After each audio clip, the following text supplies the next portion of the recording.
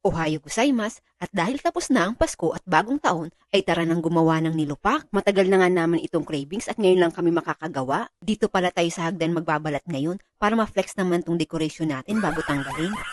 Pagkatapos nga nating magbalat, ay tara nang umakyat para matapon na natin itong mga balat at mahugasan na natin itong mga kamuting kahoy. Iluluto lang pala natin ito sa katamtamang apoy at maglalagay lang tayo ng tubig at kaunting asin. At habang inaantay nga nating maluto itong kamuting kahoy, ay tara na munang magwalis-walis. Mahirap na kasing mapagalitan ni Madam Lura. Binalot ko nga din pala sa plastic yung magiging pangbayo natin sa kamuting kahoy para hindi madudumihan. Wala kasi tayo nung pangdikdik talaga ng kamuting kahoy. Sa amin nga sa Bicol, ang tawag doon ay lubang. Naku, na-overcook pa yung kamuting kahoy natin. Ano kayo magiging kalalabasan neto? Nilupak o nilusak? Ay siya, bahala na.